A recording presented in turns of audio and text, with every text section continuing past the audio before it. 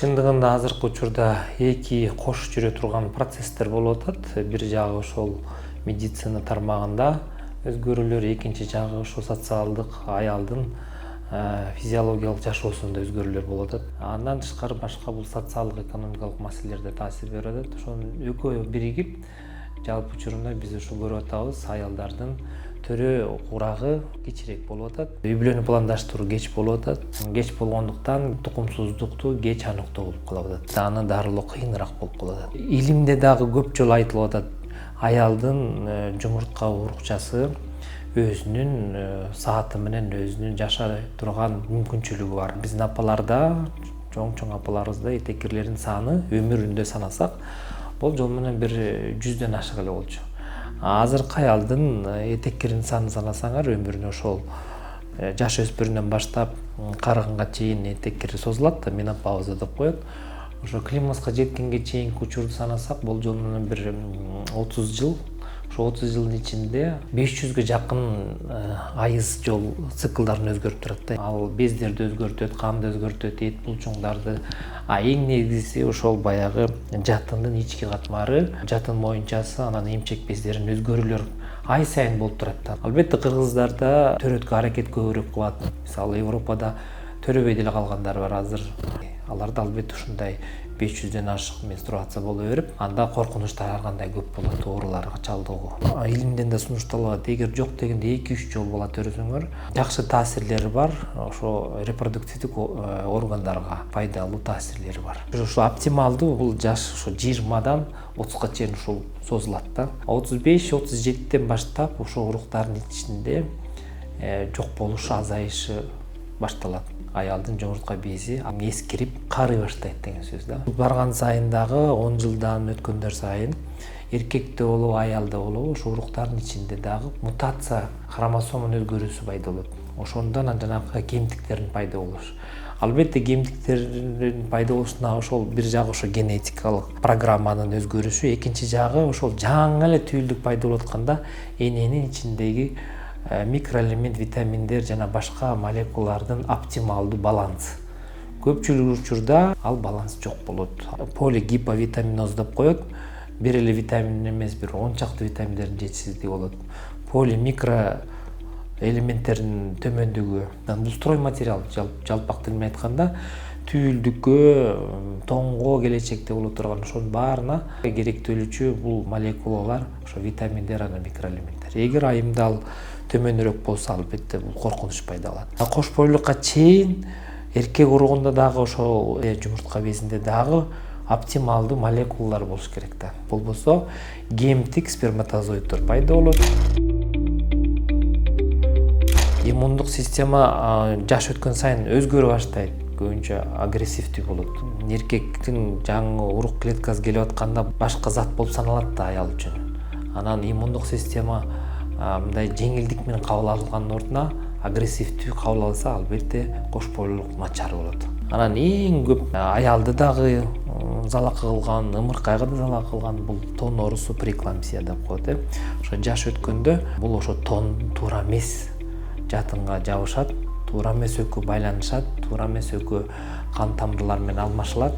Көпчүлүк ошо жашы кеч болгондо же өтө эрте күйөөгө чыкканда, ошондо иммундук агрессия болуп, 4-5 жумада эле бул балекет оору бири-бирине башталып, анан кийин ошол 8 айында мисалы өзү буттары шишип, сийдиги азайып, кан басымы көтөрүлүп, кээде тонду ажыратып салат. Өзүнүн түрүгө жаш өткөн сайын көпчүлүк учурда булар салмагы чоңураак балдар төрөйт.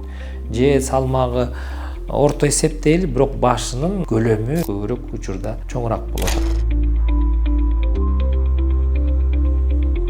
Ооба, мурунку 90-жылдары, анан 2000-жылдын башында көбүрөөк төрөй турган пайыздын жашы, мисалы ошол 60%дан ашык 70%га чейин жеткен аялдардын жашы ушу 25, 22, 20дан кийин болчу да.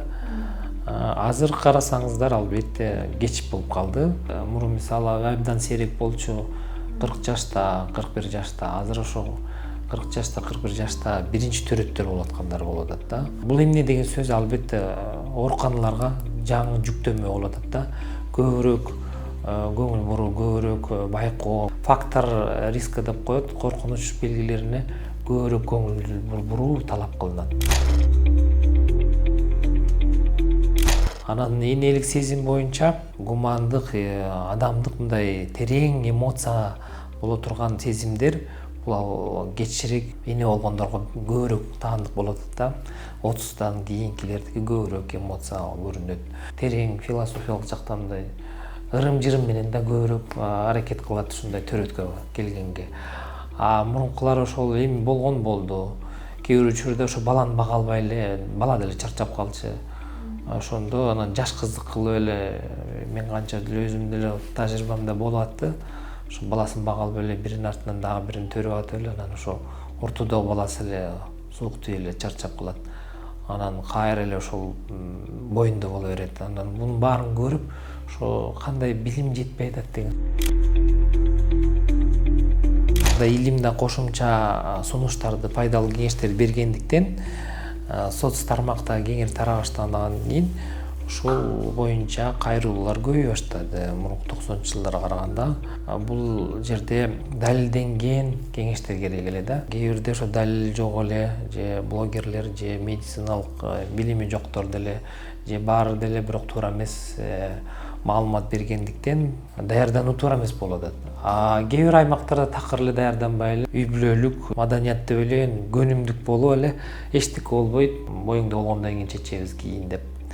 Же экономикалык шарттанбы, же андан тышкары дагы ошо үй бүлөлүк зомбулуктан билесиңер, кайнене болобу, же күйөөсү болобу, эчтекени жолотпойт, жок даярдануу эмес, биз кандай төрөдүк, сен деле ошондой төрөйсүң деп өзүнүн тажрыйбасына ылайыктап негативдүү мындай журум-турум болуп аткан учурлар да бар. Анан ошонун баарын карап туруп айтасың, даярданыш керек болбойт. Себеби даярданбасаңар кабылдоолорго учур болуп, акча да көп кетет, эмоциялык кыйналуу да көп кетет, ошо өлүм да болуп калышы мүмкүн. Туура далилденген жерден кеңеш алыш керек. Бул албетте медициналык кызматкерлер, тажрыйбалуу адискөй гинеколог. Негизги багыт ошол 5 багыттан турат ошол төрөткө даярданууда. Биринчиси изилдөө өткөрүү, экинчиси ошол өзүнүн зыян, начар, негативдүү болгон журум-турумдарды өзгөртүү, тамеки же туура эмес азыктарды ичүү, ошол эле кола, энергетиктер дегендер.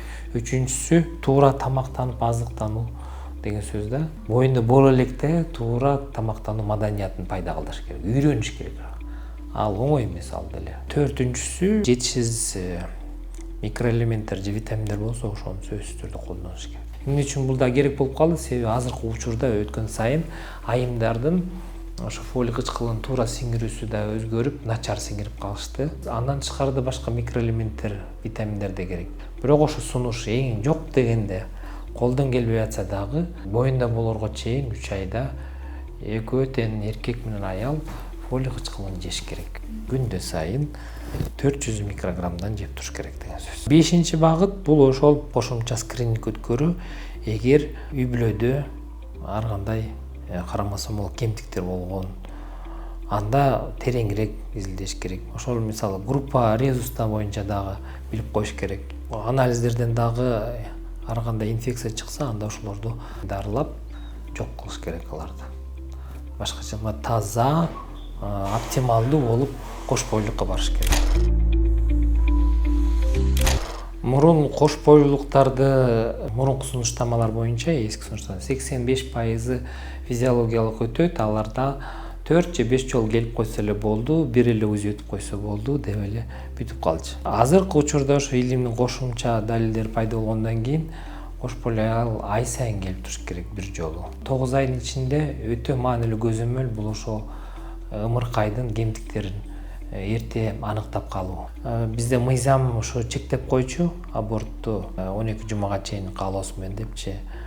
Бирок азыр жаңы сунуштамалар боюнча эгер кемтиктер кайсы гана учурда далилденбесин, ошол учурда бойду алдырууга болот. Үчүнчү жагы ошол эмне үчүн скринингди көбөйтүү деген себеби ар бир жабдык, ар бир ыкма өзүнүн каталык пайызы бар. Ошон үчүн бир скрининг эмес, 3 скрининг болуп калды. Анан скрининг деген сөздүн ичинде мындай генеральный осмотр жүргүзүү деген сөз да. Мурун мисалы тон каякта, жүрөгү барбы, деп эле карап коюлса, азыр бүт тонду кандай жатып атат, тондун бышканы кандай болуп атат, ымыркайын түйүлдүктүн оозу кандай, мурду кандай, көзү кандай, жаагы кандай, боор эти кандай болуп атат, жүрөгүн камералар кандай иштеп, ошол скринингден генералдуу түрдө эми түйүлдүктү айткан менен ал деле жабдык да, жаныбар киши. Ал кишинин системалары татаал да, жок дегенде бир 15 системаны карап чыгыш керек. Ошону баягы УЗИ менен эң эле мындай инвазивдүү эмес, УЗИ менен ошол 15 системаны кылдаттык менен карап чыгат. Бирок УЗИ бул кандайчы жардамчы ыкма. Эч качан бул эң негизги так диагноз кое турган ыкма болуп саналбайт. Көпчүлүк ошону колдонуп эле элдер уруша берет дарыгерлер менен, андай эмес. Анан тышкары дагы эненин каны аркылуу биохимиялык деп коет. Эненин канына заттарды чыгарат, көбүрөөк чыгара баштайт. Эненин канында ошол заттар көп болсо, биз ойлойбуз, бул кемтик бар экен. Дауна менен төрөлө турган же башка кемтик менен төрөлө турган бала эненин канынан көбүрөөк зат чыгарып атат. Ошонун негизинде бириктирип, анан комиссия менен диагноз коюлуп, кээ учурда ошол боюнда алдыруу деп сунуш берилет. Эгер ал да жетишсиз болуп калса, дагы кошумчаланды, бул кандын ичинде баланын ДНКсын таап, эненин канынын ичинде ДНКсын таап, ошонун ичинде ДНК технология деп коет. Генетикалык технология окшошураак болгон, ошол технология менен фрагменттерди табыш керек да.